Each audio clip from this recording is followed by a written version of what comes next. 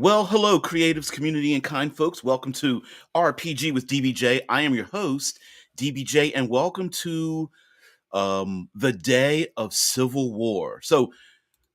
This Day of series, we're talking about or using the fuel of the history of the settling of the United States. And today we're going to talk about Civil War. And so that we are on the same page, this is a tabletop role playing community podcast. Anyone that's able to participate, 6 a.m. Eastern Standard Time on the show is a co-host of the show. Of course, it broadcasts simultaneously on YouTube and Twitch. And today, we are going to insert Civil War into our generally fantasy tabletop role playing experience. And so that we are on the same page, what exactly is a civil war, and what happens when our when our players what happens when our players arrive on the day of civil war and they arrive in a community, maybe one they're familiar with, when the dynamics begin to change, and what happens in during those dynamics. So that we can uh, define a civil war for our experiences, let me give you my definition of a civil war.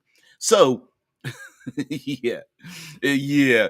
For me, a civil war is one in which friends, neighbors, loved ones begin taking up arms against each other. These are um, unlike border skirmishes or different nation states, or heck, even different planetary systems going to war with each other.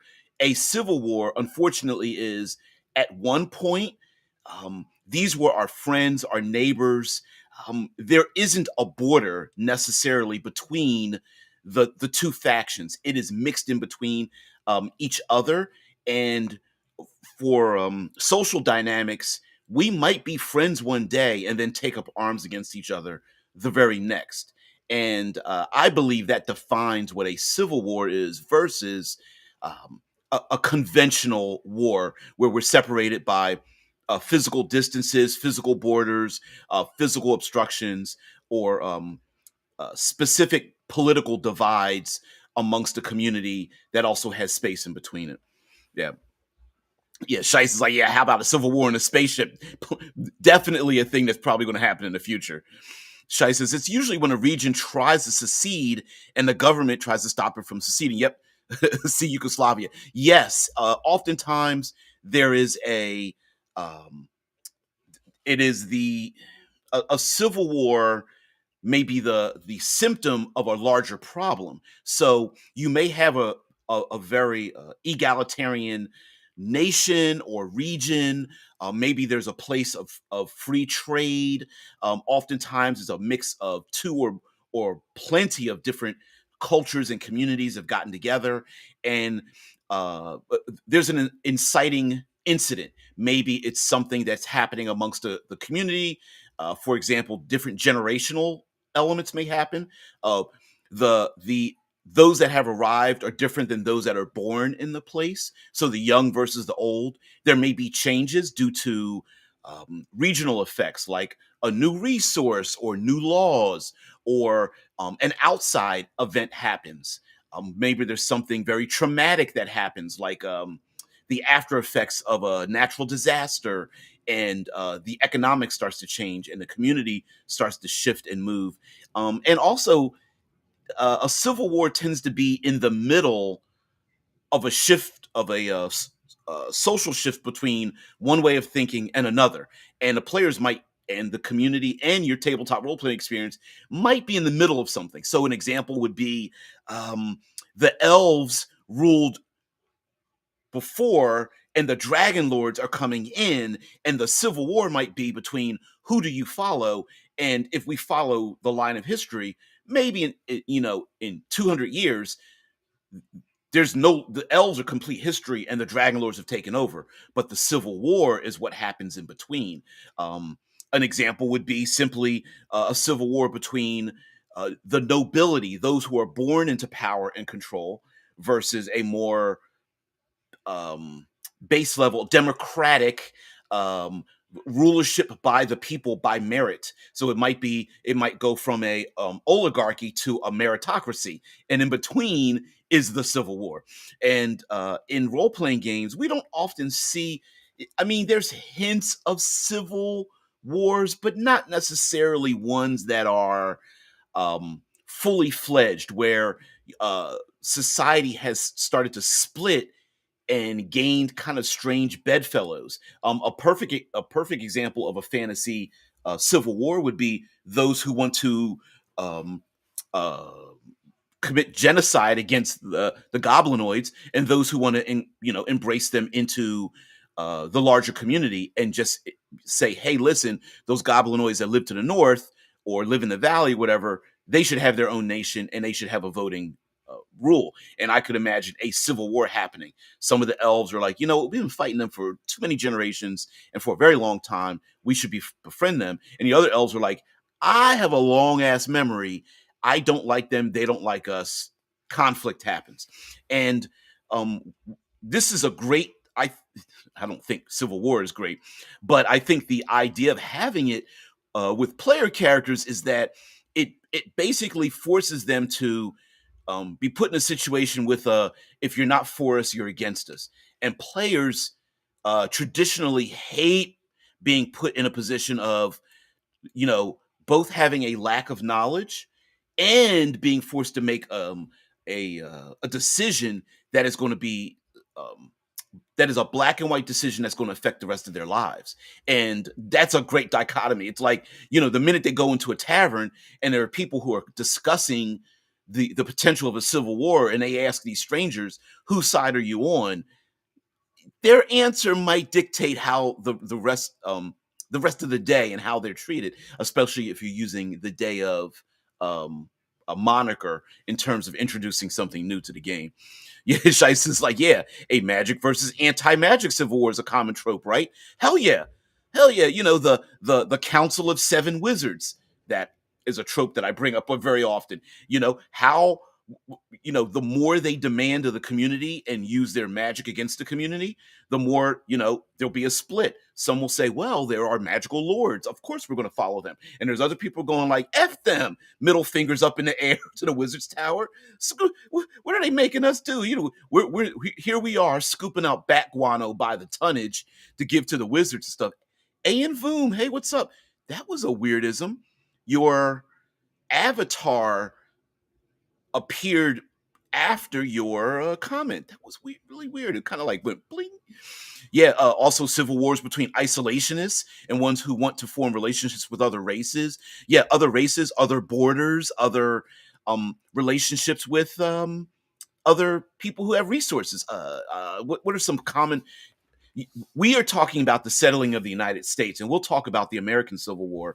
But a civil war essentially happened in Japan when European traders, settlers, warmongers decided to go and find their way to Japan. And Japan was like, okay, what are we going to do? Are we going to trade with these people and let the gaijin in and have conversations, or are we going to kick their asses out?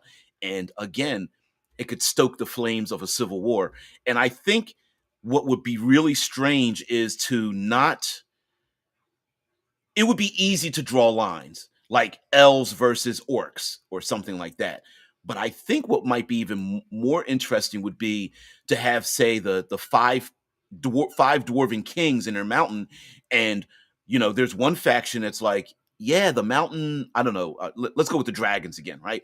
And there's just like, no, we're making deals with the dragons because like first of all, their asses are powerful and they can murder kill us. And second of all, it's not really a bad thing to give to the dragons if they're going to protect us and they're not going to eat us and things like that. And the other dwarves are like, hell no, we're not letting the dragon. We dug these tunnels. They're not just going to come in here and fall asleep on top of our gold or whatever the case may be. And then the two sides start acquiring allies in this fight, and those allies might be split. Dragons on either side, undead, beings on either side. The vampire lords go to one side, while I don't know, the wraiths and ghosts go to the other side. I don't know, splits amongst the giant kin. Hell, even splits amongst the goblinoids if you want to do something like that, where the one half the goblinoids are like, no, we want a nation and we want to be on equal footing, and the other goblinoids are like, listen, they have whole they literally train knights and have holy orders whose only mission is to murder kill us, and we're going to be their friends. Right? So, and then of course, there's also the idea that it's very difficult to drop old animosities. So, two sides fighting who have been skirmishing with each other in a type of civil war, it's very difficult to go, oh, it's okay. I know you murder killed some of my family and friends, but it's fine. Let's shake hands. A lot of those, um, a lot of those very heartfelt um, angers between two sides from either side of a in a conflict of any type, whether it's racial oppression or indentured servitude and slavery or dominance or something like that. Yeah, that can very easily stoke into a civil war, if for no other reason than people were just like, I'm not satisfied with how this ended. Mike says Civil War is something I've used on a tabletop several times. One was player generated, and I ran with it. No culture, faith, or species is immune. Hell, oh yeah, hell yeah, yeah, Mike. You are absolutely right. There's no. Sometimes we like to put ourselves on a pedestal. Our Because we're drawing from Americanisms, right? Um, Let me go to the television show Yellowstone that I brought up before. The other day, we talked about ranching and having player characters be in a ranch, but there's some Civil War isms connected to that. So, to give you a short synopsis, Yellowstone is about the Dutton family and the Dutton Ranch, which has the largest ranch in the United States. Now, there really is a largest ranch called the King Ranch. And anyway, the Dutton Ranch owns all this land. And the entire show is about different interlopers trying to take the land and losing the land and what the land means. And uh, honestly, if the show could get away with having a bald eagle on the shoulder of one of the characters and a slowly flowing American flag with its transparency down to 35% flowing in the background, they would. The problem is the problematic issue I have with Yellowstone, and I love the show, by the way, but the problematic issue with Yellowstone is it's about this family that took up arms to kick people off of a land they didn't own, to put up a barrier around it and say, we now own the land. And everyone's like, yeah, they're the good guys. They shouldn't take their land. And I'm going, you actually did the exact same thing other people are trying to do to you. You're neither good or the bad guys. You're just a shepherd of a piece of land in a constant turmoil of the very same thing your ancestors did, that new people were coming along to take the land, whether you like it or not.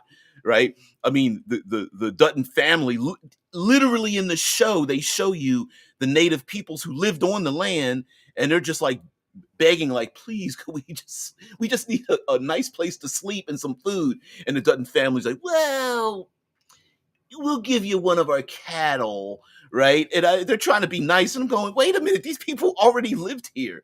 And that's a thing that could keep cropping up, where maybe the elves have ruled for 1,000 years, but there were people that might used to live here, and it's still there. So anyway, our co-hosts have to say, says, I mean, you got people who want to accept the idea of being allies with elves or dwarves or whatever, and human only isolationists or supremacists or whatever.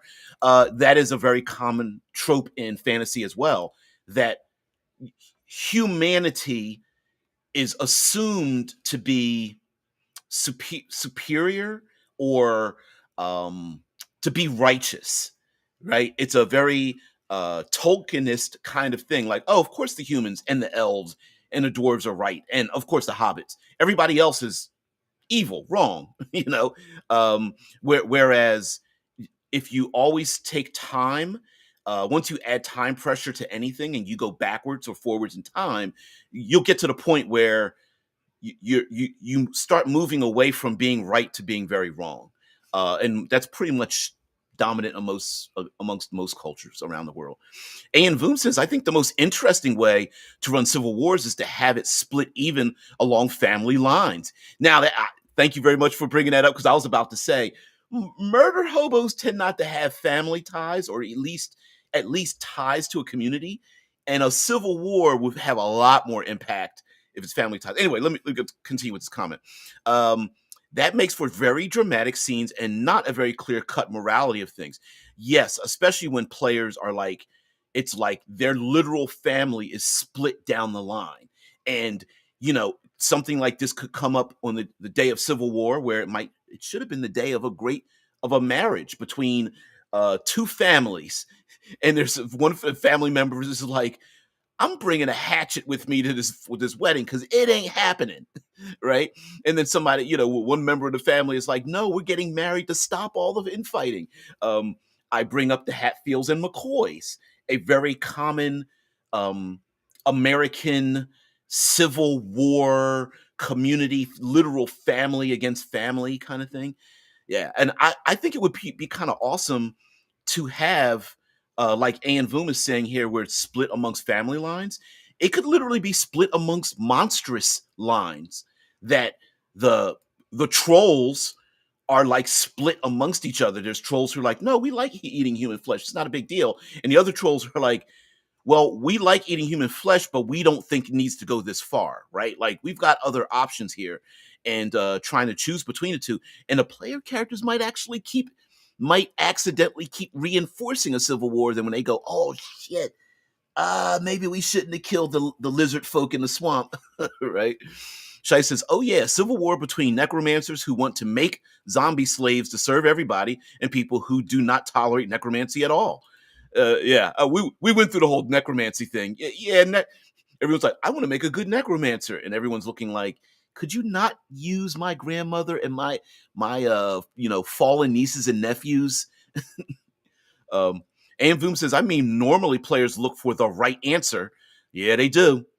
But what if there is no right answer to a problem, which is always the issue with we have civil wars happening right now. Many, they're always flaring, but some of them flare up higher and lower in the social media, newsworthy type of events, unfortunately. But we have civil wars right now, and sure, from the outside, some of us might go, well, the right answer is this. And then you have people's feelings, and they're going, yeah, that's not going to work. Right. And sometimes a civil war is simply just a matter of, it could just be a matter of acknowledgement. you know sometimes it's a matter of acknowledging doing the wrong thing, but the winners of a war tend to rewrite history, and excluding people from history, excluding people from having a voice, excluding people from economic upturns or downturns. The idea that one community, the elves took all the land from the gnomes, and the gnomes have been like sitting in the background, like, yeah, we put up on we like to have fun and we put on a great smile, but underneath we're going to sabotage your asses. And the elves are like, I didn't know that they were still upset. And the gnomes are like, you literally took our land 1,000 years ago. And the elves might be thinking like, oh, we thought it's been too many generations. We thought you guys were forgotten about that part, right? So yeah, Mike says a gnomish civil war might be. I saw the gnome word, and so I didn't read this yet. But Mike says a gnomish civil war might be over the divide between those who prefer magic as a path versus those who think technology is the answer. Consider Japan's ancient past and the end of the samurai era. Hell yeah, and the rise of embracing Western technology. Yeah, Western tech, absolutely. Introducing, since we're talking about fantasy, introducing technology of any type. Um, we have in our own community civil wars between old school OSR and modern gaming, D20 versus like other games itself, Pathfinder second edition versus the blah blah, right? We have our own civil wars against things where it's like, I just need you to acknowledge that I'm right. When there is no winner or loser. It's just, there is no right answer. It's, the civil wars amongst gatekeepers. I can't believe people who have physical disabilities want to play in my game. Oh! Right? We even have that. Yeah, Druden says, I would have brought up Romeo and Juliet, but since we talk US here, so I go with the West Side Story. Yeah, yep. West Side Story. Was it Rockets and shit, Jets and I can't remember the groups. Yeah, Officer Crumpke, da-da-da-da-da-da-da-da-da, ba, ba, ba, ba, ba. Yeah, but anyway, yeah, West Side Story and Romeo and Juliet. Although I have to admit, I absolutely love the modern version of Romeo and Juliet with an old Leonardo DiCaprio, and they were running around with 9mm swords. A great opening to a Shakespearean thing. But yes, absolutely. And look how just by that comment, Drew, look how universal a civil war is amongst family and things like that. And look how easy it is to disrupt it too. Two sides hate each other. Uh-oh. Young girl, young boy love each other. We can't have that happen. You know what I mean? Things like that happen all the time. Orc nations might war over which god is superior. Uh, oh shit! Did you just bring up religion? Oh no! Yeah, Shai says, okay. The king decrees all citizens must um keep old and own pole arms, but he doesn't. All citizens must keep and old pole arms, but he doesn't say one. So some people take up the bardiche, some the Volge, Lucerne hammer, Beck the Corbin, others a regular pole axe. Oh no, you did not open the old Dungeon Masters, or what was it in the player's handbook? Anyway, there were like 30 something different pole arms. Oh man, that really got me into the language of the pole arms, the French and the German and Spanish pole arms and things. Oh man, I was just like, what the hell's a Beck the Corbin? Oh man. Yeah, Shai says, needless to say, this leads to a civil war over the intricacies of every single pole arm in the first edition table. I was gonna say that. I gotta go find it. Let's see. First ed D&D pole arm table. Let's see if we can find this. There's got to be one. There's got to be. Come on. Give me the pole arm table. Old first is this it? First edition. The big mistake in weapons versus armor adjustments. I think this. Okay, that's 939 by 630. Let's see if this one's better. No. This one's better. Let's see if we can make the big mistake and visit the page. I got to pull it up. Oh my god. There you go. Got me all. Oh shit! Don't want to do that. Yeah. You got me. Squirrely. Squirrel.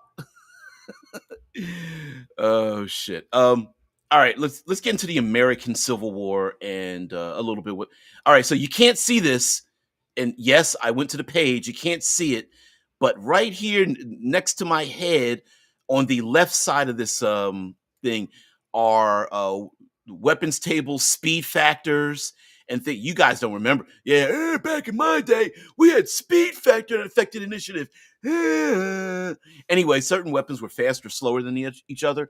And here we got like the bardiche, the Beck, the Corbin, bow sticks, fulchers, fulchered forks, glaives, sarme, Volges, halberds, joystick, lances, and even on this very first edition list, we have ourselves some Asian styled weaponry in there and stuff like that. Yeah.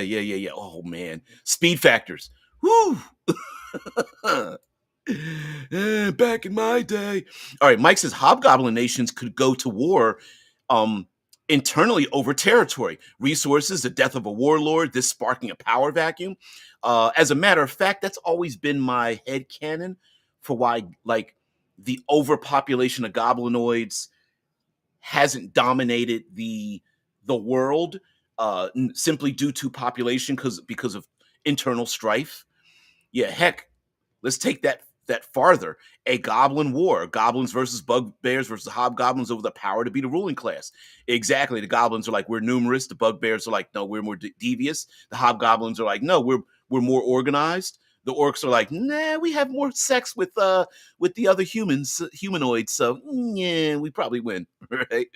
Shai says there's a holy book that everybody has to read to be a citizen, but the clergy keeps updating the book every 5 to 10 years. But the wizards and clerics and high IQ crowd refuses to accept this. Um, that's more true than a little bit. The updating of religion itself causes civil wars. No, this is tradition. No, we want this to be. And look, how many nobles have like twisted and reshaped religion, giving power to churches so that the churches go, yeah, we'll make an exception just this once, and then it turns into making exceptions every time the nobility has another kid, right? Yeah, they demand that only the original book be recognized. So the brand all followers of the updated holy book as heretics. Yep. So they brand all. Yep.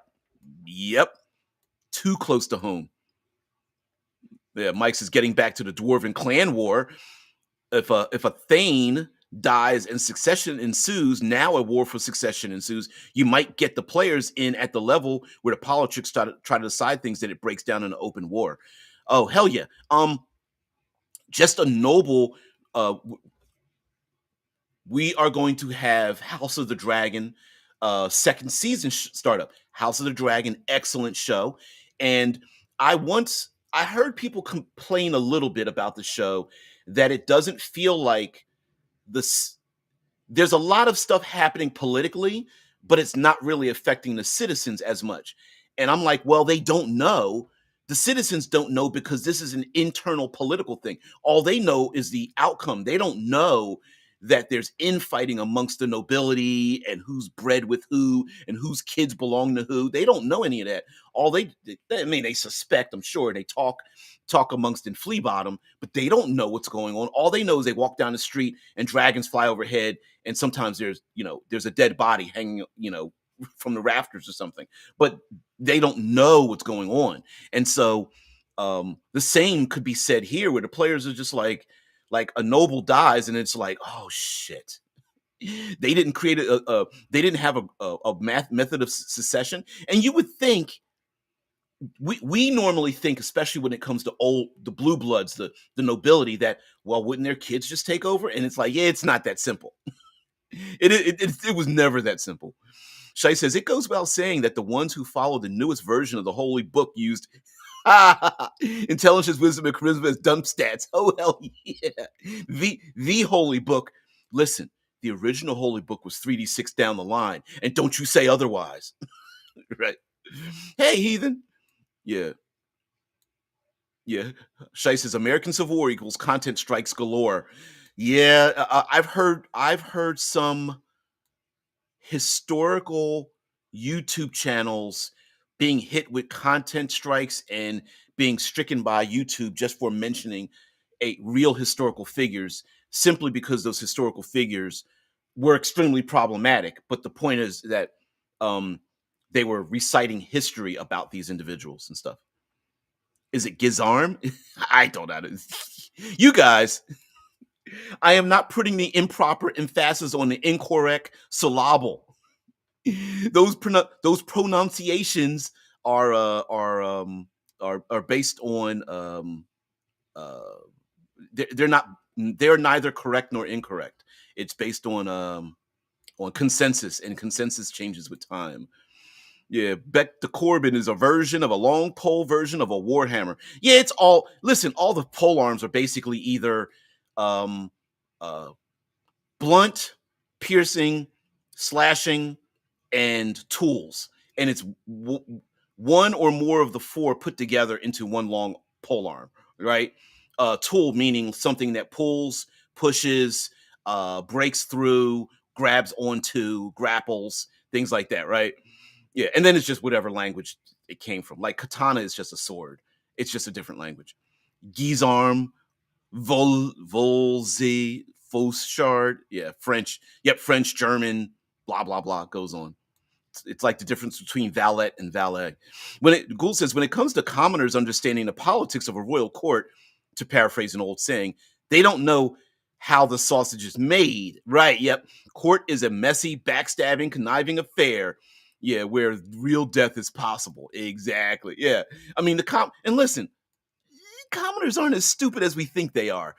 I mean, they may not know the details, but they can sniff out some bullshit when it comes up. Just like us, right? We're commoners, and we're like, you can glaze this with a lot of like flowery language and stuff, but it's bullshit, right? It smells and it tastes like, and it's got flies around it. Yeah, yep.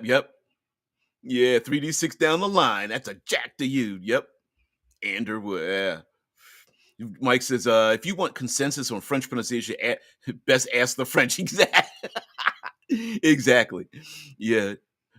Maestre Pit Pug says, wow, I discovered your channel this week, seeing content for A5E and just love all the content. Glad that I could take you live. Well, no, I'm glad you could find the channel. I'm glad you're a co-host. I appreciate it. Oh man, and listen, pop in every once in a while. Um, listen, don't get it twisted. I was one of like 30 people that helped write the exploration content for A5E, Advanced 5th Edition. So I'm not biased. I have a bias. I mean, is what I mean. But I'm a small cog in a big machine.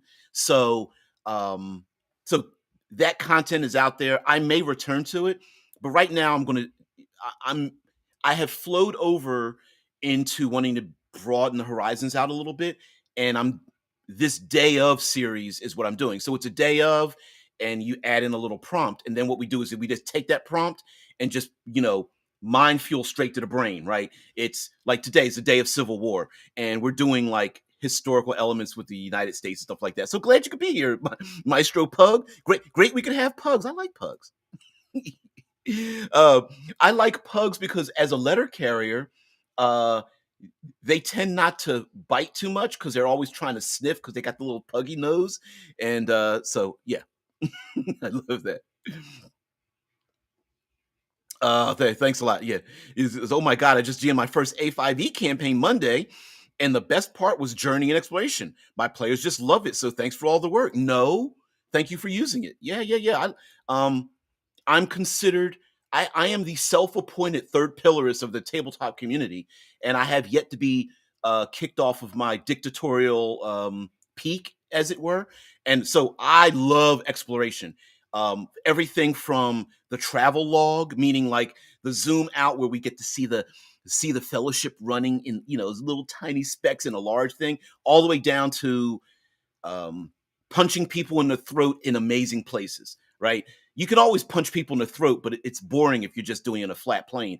But if you're doing it on the skin of a dirigible, or in a burning forest fire, or on a crumbling cliff over top of lava, or in a snowstorm, across a frozen lake, or et cetera, right? It becomes a little bit more amazing when you start throat punching. So yeah. You know what? The channel's actually. I've gotten 6 months to a year. I've grown about 200 subscribers, and they never say anything.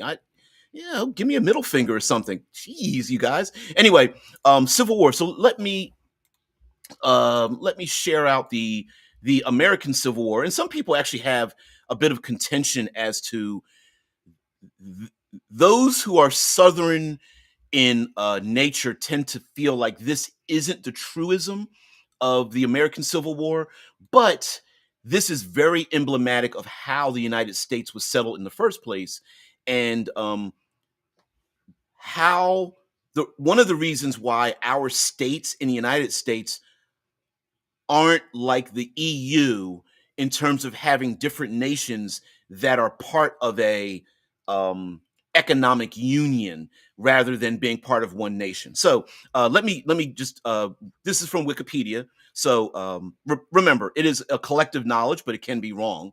But anyway, here the American Civil War from wow, they actually have the date April 12, 1861 to May 26, 1865, 4 years, also known by other names, was a civil war in the United States between the Union, the North, and the Confederacy, the South, over which had been formed by states that had seceded from the Union. The cause of the war was the dispute over whether slavery would be permitted to expand into the Western territories, leading to more slave states, or be prevented from doing so, many believe would place slavery on a course of ultimate extinction. Decades of a political controversy over slavery were brought to the head by the victory in the 1960 U.S. presidential election of Abraham Lincoln, who opposed slavery's expansion into the Western territories. 7 Southern slave states responded to Lincoln's victory by seceding from the United States and forming the Confederacy, which this is a civil war, meaning the beginnings of the United States, but there was a border. Essentially there was a border, north and south. Yankees and Confederates and things like that. Anyway, the Confederacy seized U.S. forts and other federal assets within their borders. 4 more Southern states seceded after the war began, and led by Confederate President Jefferson Davis, the Confederacy asserted control over about a third of the U.S. population in 11 states. 4 years of intense combat, mostly in the South, ensued. Now, the Western expansionism is most notably why some of our states have some weird shapes to them, because as the society moved west, the controversy was over which state would and would not abide by the United States tendency to not have slavery. And so a state that wanted it became one. So then an opposing state was formed to not have it. So there was this like mad dash to go west, to go, well, my state's going to have it. Well, no, this state's going to be able to vote to not have it. This state's going to be able to vote to have it. This state's going to have to vote to have it. And it went back and forth, back and forth, back and forth. So many states became states in pairs. 2, 2, 2, 2, 2, 2, 4, 4, 4, 2, 2, 2, 4, 4, 4. And it kept going bing, bing, bing, bing, all the way across the United States. And many believe, like, in the South will argue that it wasn't about slavery. It was about state rights to choose what they wanted to be able to do and have, and choose to have their own destiny and choose for themselves when they could or could not change a law or not have change a law or something like that. Thank you, Drew. Drew says you can keep that pillar. I'd even though I am not really into wilderness exploration, I nevertheless enjoy your view on many topics. Well, I enjoy you coming in and listen. I also appreciate the disruption, disruption to mind, disruption to thought. When you guys throw in things like, yeah, I don't really agree with you. I'm like, yeah, exactly. Because that's what, there's already enough of me. There's one.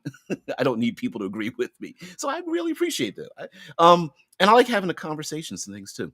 Shai says, was Ohio 100% union, or was it kind of mixed up like Kentucky?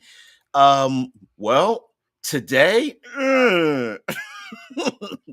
it's still a little mixed. No, actually, to be honest with you, it was very much union, because the United States was a part of the Underground Railroad. They did not approve of slavery. Now, one of the parts of this, of course, we talk about economics. Like, as horrible as slavery is, its origins around the world, because every culture has engaged in it, it's basically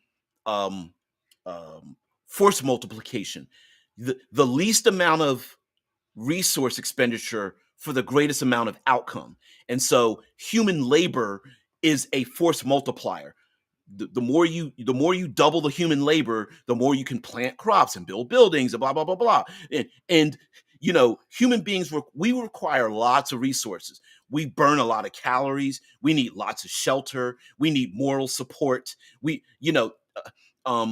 Elderly and young people require lots of resources, and they don't add to the force, the force multiplication. So they're a drain on society, and I'm just being practical. And so that's where it's come from. The United States, unfortunately, Europe and the United States turned it into such an industry that the forced labor of people became more valuable than the labor they were actually producing. So, and the South benefited from that. And were they to get rid of were the slave states to get rid of slavery, they would economically fall into catastrophe. And so that was why a lot of people were for it, if nothing for just for the money. Yeah, civil war over ranching, monsters, and which barbecue sauce to use for which critters. Yeah, hells yeah. So, but listen, a civil war could happen over um, like the Shy Squad said, magic and technology. War could happen over some type of resource being extracted. You know, a war over those damn ranchers using those rust monsters, right? Uh, the red dragon that just loves that barbecue because you know, barbecue sauce makes it good, but Uncle Joe's barbecue sauce makes gooder. Something like that, right? And and economics tends to make people get really upset about a thing, and when we're benefiting from that thing, uh it's very difficult to get people. Okay, I have to make a modern analogy, and it can be very dangerous on YouTube, but I'm going to make the modern analogy before I get to your comment there, Drew. Um, shopping carts. Civil War was over the shopping carts. Oh man, we we had some fun over shopping carts. Oh man, the true neutral. I gather together 6 shopping carts, but I leave them in the middle of the parking lot. I turn the shopping cart over upside down. Oh, we had some fun with the shopping carts. Oh, well, at least here we call them shopping carts in the states. I forget what they're called overseas, over across the pond. But yeah, Drew says, indeed, that is why this abolishment of slavery only happened when the Industrial Revolution was on the way. Yeah, thus banning slavery was an economic decision to be the more economic decision to be the more industrial nations. Yeah, exactly. Um, people force multiplier. Machines, you don't need people, and that industrialization smashed up against the people who were still using labor. And today, in many ways, we still see the same thing. Let me give you an example. Dollar stores. So here in the United States, we love ourselves some dollar stores. They're no longer $1. They are like $1.25, $1.39, whatever, right? But the cheap ass stores, and they go by the dollar moniker: Family Dollar, Dollar General, uh, um, Dollar Tree. I can't remember any others, but there's plenty of them out there. You guys know. Hey, JP. Yeah, good day. Not much civil war in Australia, but we did have some rebellions and strikes against the government, like the Eureka Stockade and Ned Kelly's Last Stand. I'm not familiar with those, but yeah, we listen. You know, every civil war doesn't need to be bloody, but if we're going to use the word war, hell, today here in the states, red versus blue, Republican versus Democrat, many people believe it might turn into a real civil war. Some people are actually prepping for it and kind of asking for a civil war. If you know what I mean, they're like, look, listen, if I'm going to prep something in my basement, I want to use the stuff, right? So some people are actually looking forward to it, unfortunately. But let's go back to my silly analogy with the dollar store. Now, these dollar stores have a lot of cheap ass shit in them, and I love it. Right? You could fill a bag. You go in a dollar store for one item, you come out with 30 of them. And you're just like, what the fuck did I just do? I bought all this dollar stuff. Most of that stuff. Oh no, Ned Kelly, the knight in shining armor. So they shot him in the legs. Seriously? Yeah, procurement wagons. Yeah, heretical blasphemer. Procurement wagons, not shopping carts. Yeah. Oh, I talk with my teeth closed and my pinky in the air. Yes. I use vowels like A-E-I-O-U and sometimes Anyway, um, the problem with the initial problem with dollar stores is that all that cheap crap comes from overseas, primarily from what we consider the eastern part of the world, um, China and all the other um, uh, labor camps that produce cheap shit from China.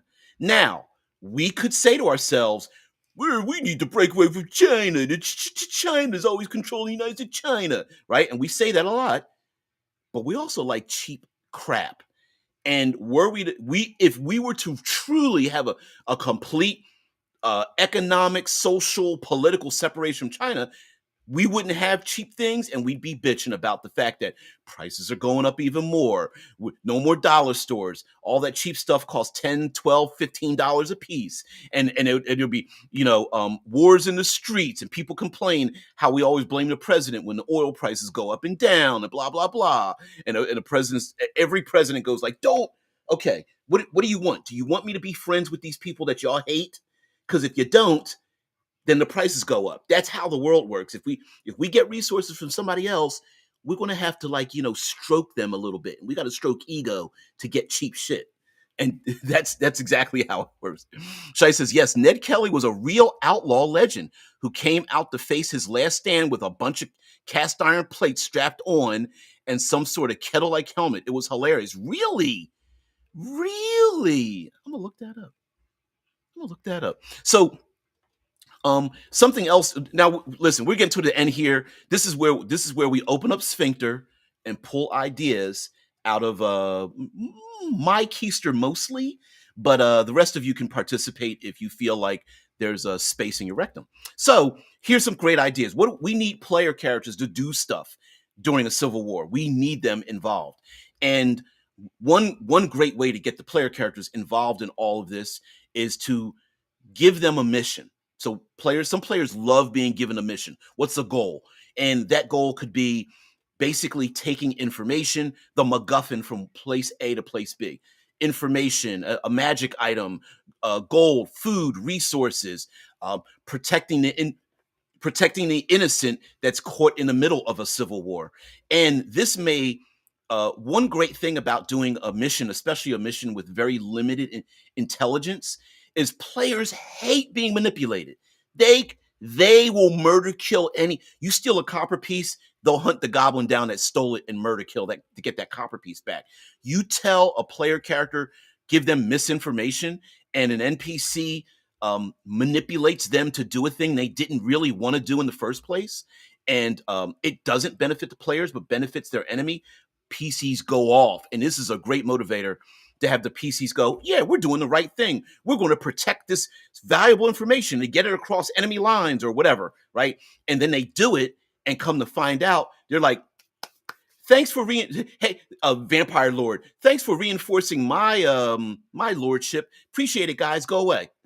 Reward, gold, magic items. Yeah, slam doors shut. See ya. You talk about pissing them off. So a great way to get players involved is to have them be the unlikely pawns in a civil war. Now, as was mentioned, not having a correct answer for which side of a civil war there is also can pull player characters in going like, I don't know what to do. I don't know what side to be. I'm not sure. And the player characters, if they are unmoved, sometimes player characters don't like to be self-motivated. They kind of some players like to fall into a very comfortable take me on a ride. And one way to bring some motivation from the characters is that the player characters may inadvertently represent an opposing side in a civil war battle. So the player characters who choose not, air quote, not to be involved is a choice. And when the players sit still, the rest of the world is going to move around them. There might be NPCs, innocent bystanders, those who have suffered greatly in a civil battle to come to the player's side and go, listen, we're going to follow you. You guys are badasses. We're going to follow you. And the PC's like, stop, leave me alone. And they get surrounded by sycophants that are like, no. We want to be with you. We want to follow you. We think you're surviving. Your ideas are great. And the PCs are like, we don't have an idea. We just want to be neutral. Yes, they support neutrality. Yes, that's what we're going to do, right? Strikes says, end of the Civil War episode already? 10 minutes to rack up the content strikes? Yes. Yeah. Did it start over or Axis, a terrorist was Lincoln a dictator, Lee a hero, or statues okay? Statues okay. Yeah. Yeah, you know how I feel. I don't destroy history. But I will say this: tearing down statues and burning flags and all that bullshit stuff. I don't agree with that. But here's the other thing: yeah, all those Southernites that are just like, oh, you're taken away by culture. You lost. Technically, you weren't part of the United States. Your side decided to secede, so technically, you weren't even American. You wanted to separate yourselves and go away while the rest of the quote unquote union of the United States wanted to be together. So sorry, you lost. Put it in a museum. Get over it. Uh, Drew says not directly Civil War, but shortly after, still the film A Reason to Live, A Reason to Die could probably be a great RPG adventure. I'm not familiar with that. Um, I am not familiar with that. But I will say, because the wording makes me think of something, that sometimes we're a little too brilliant for our own good in a tabletop role playing community. When it comes to a war, we want to know who wins. When it comes to a war, we want to know what supplies one side has over the other. But really, the best stories are the personal ones. The movie 1917 wasn't about who won or lost. It was about two young men in the war who have to take a message across enemy lines. And that's the story. So players might be like, they may not know the true extent or scope of a civil war in your world. If we're using this day of a day of trope, right? In this day of, they may arrive on the shores of a place and have no idea what's going on. And all they're trying to do is get from one side of the place to another side and find a guide. And along the way, the PCs are like, we don't understand why the lizard folk, there's two or more groups of lizard folk and they're on opposite sides of this conflict. We don't understand. All we want to do is get to the other side. And the lizard folk are like, do you have our enemies with you? And the PCs are like, no, like, we don't believe you. You need to come to our place and blah, blah, blah. And the PCs are like, we ain't going nowhere. So you do admit you're working with our enemies, right? And you get into those problems, right? And A Reason to Live, A Reason to Die.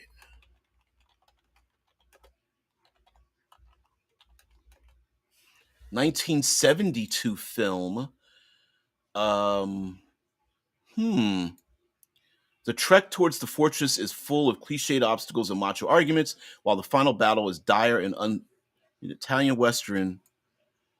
James Corbin, Telly Savalas. I remember these people. Bud Spector. Now, I mean, they were much older during my time, but I remember watching a Telly Savalas plenty of times.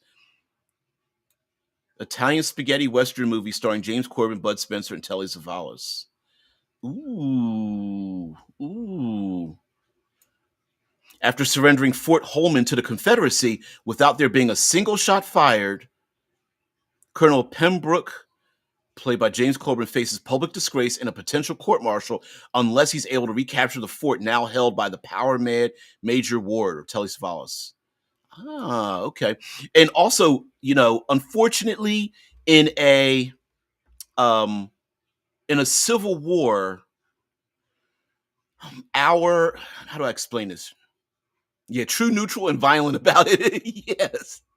Um, One of the problems that comes up plenty of times in a civil war is that, as a social construct amongst friends, family, neighbors, people with a shared experience, shared language, shared history and art and music, is that we start to place tonnages of value on how we are perceived during, before, during, at the end of a civil war.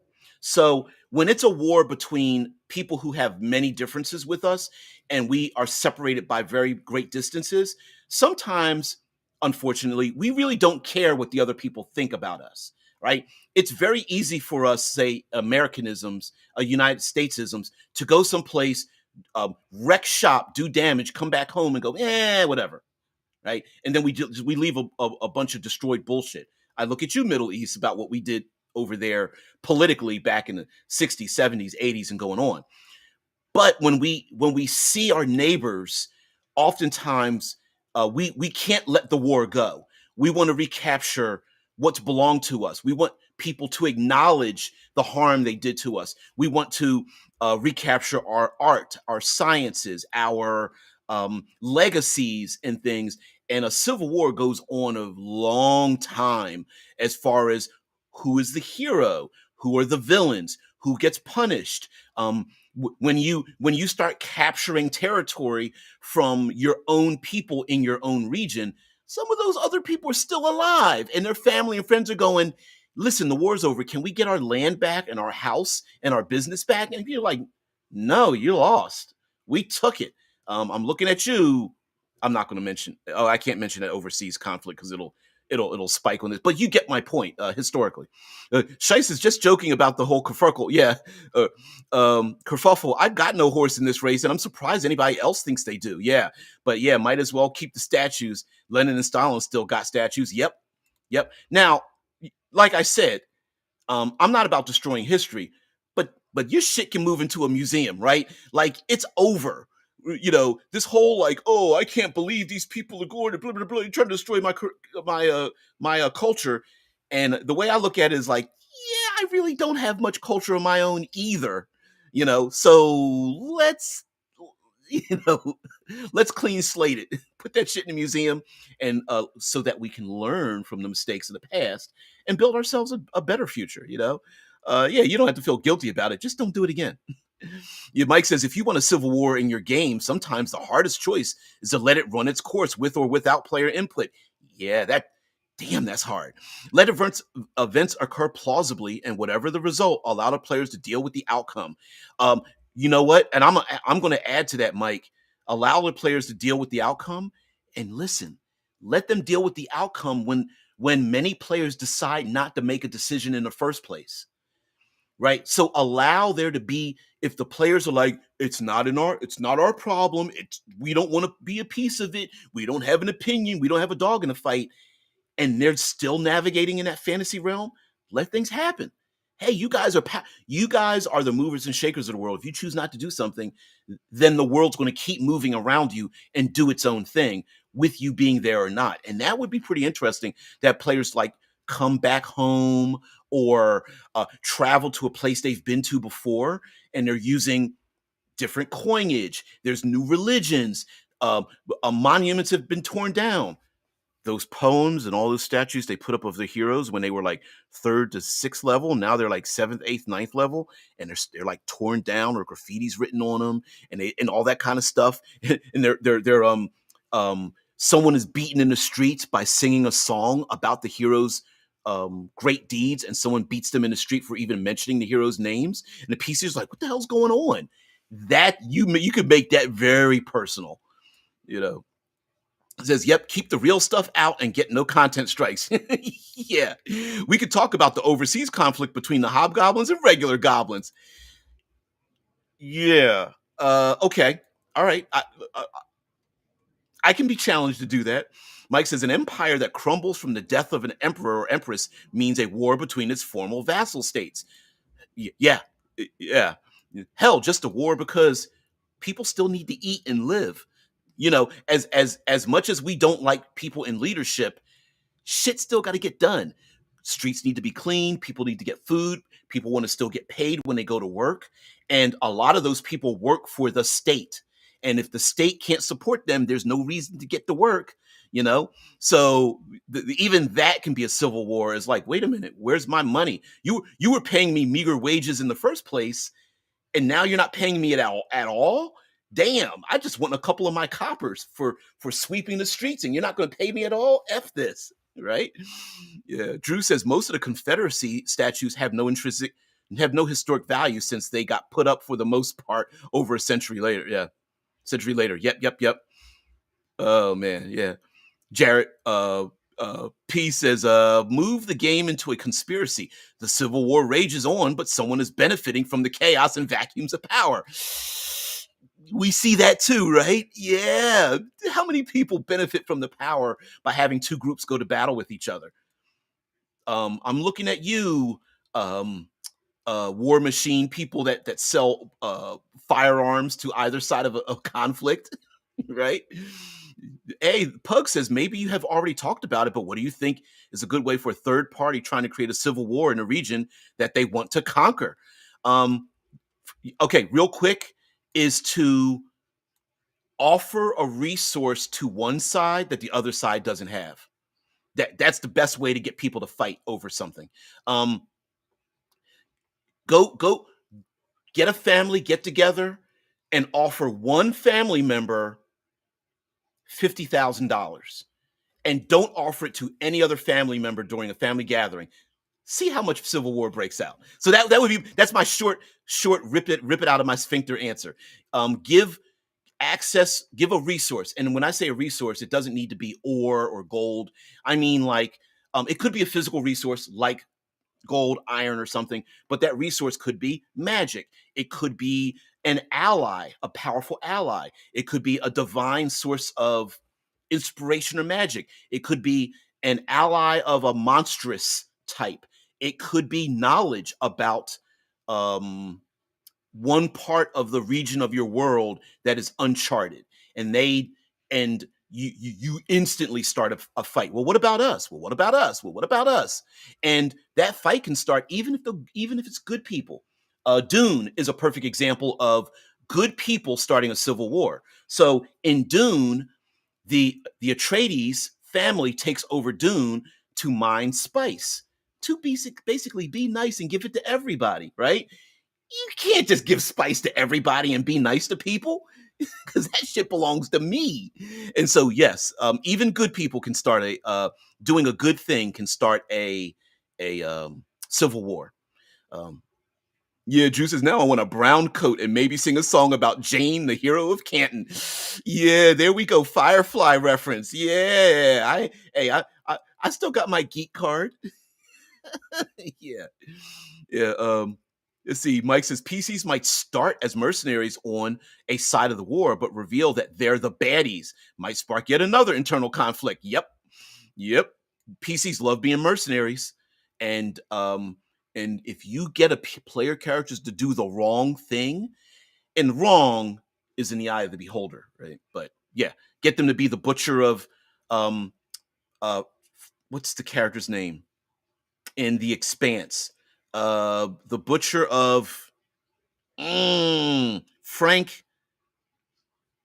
Damn, what is the character? He's got a very simple name, and he was a space marine, and he ended up joining the OPA basically because they sent him on a mission to terminate people who were striking, and they just killed all these women and children and stuff. Yeah. When I hear this says see opposing viewpoints about the statues, don't offend me because I don't take it personally. I like incorporating real world issues, but I can see where for some it ruined their escape. Yeah. Escapism. Yep. And like Shai says, so Gygax in the first edition got Ragnar stuff. Would that be the Union or the Confederacy? Oh shit. Yeah. With When I Heathen, yes, Raytheon, Blackwater. Yep. Lots of people benefit from war. Yeah. Yeah. If for nothing else to steal somebody's resources while two sides are fighting against each other. Yeah. Can there ever be any true good guys in a civil war? If so, that would be second edition Planescape. Yeah. Yes. Good guys. Of course we have to have the good guys. Yeah, original Planescape, nah, no. Yeah, there were no good guys. All those lawful and good people up there in the upper planes. Yeah, right. Yes, if I were offered that money, I'd immediately divide it up equally to avoid whatever plan that person who offered me the money had. Yes, trying to create a yeah, I'll take it. Here you go. And here's your share. Here's your share. See, that's me. That's me. I'd be like, yeah, I could because the person that hands you that money is like, you could tell, oh, I see what you're trying to do, you asshole. You're trying to create a fight and sneak out of here, right?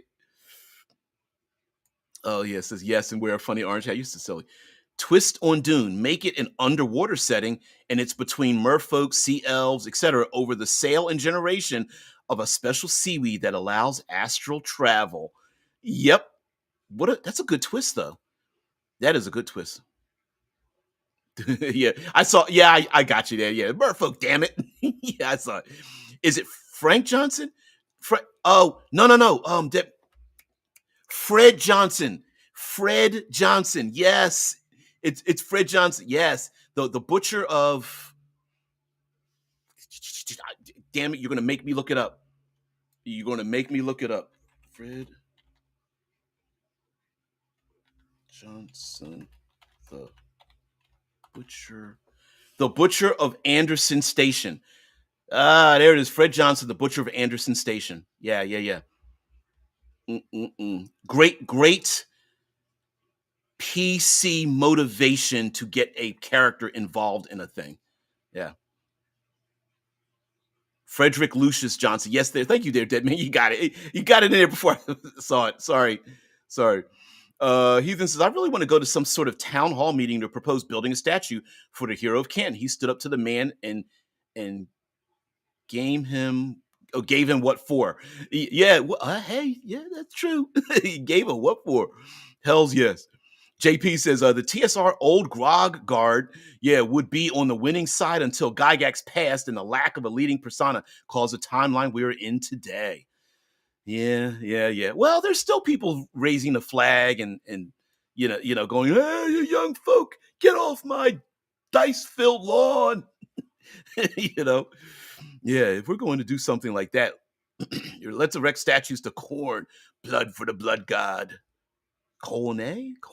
But you are so right there, JP. I I don't understand how people can literally get upset about other people's imaginations.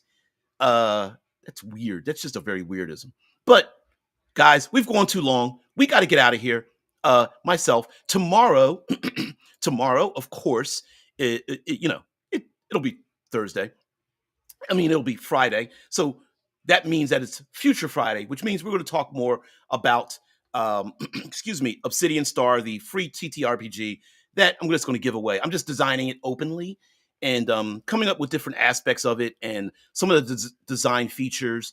I think tomorrow we'll get into maybe more of the technology involved in it, how that operates. We'll get into some of the character building specificity and things like that. We're technically supposed to go to Neptune after escaping from my anus. I mean Uranus. Uranus.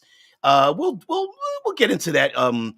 Neptune, Charon, Pluto, and the Kuiper Belt and the Oort Cloud and things like that, which is the very border of the setting. But I found maps. So Dyson Logos has free commercial use 500 over 500. I think it's 535 free for commercial use. Manipulate as you want maps on the Dyson Logos blog, and I looked at plenty of them, and many will fit into not Obsidian Star, but fit into this idea of the day of and 365 days and plenty of maps and things like that. So free maps, by the way, guys, out there, not for my use, for your use as well. But I just thought about the fact that there are assets out there that people are giving away, and that's awesome. Oh man, well, thank you. Happy Vice Obsidian.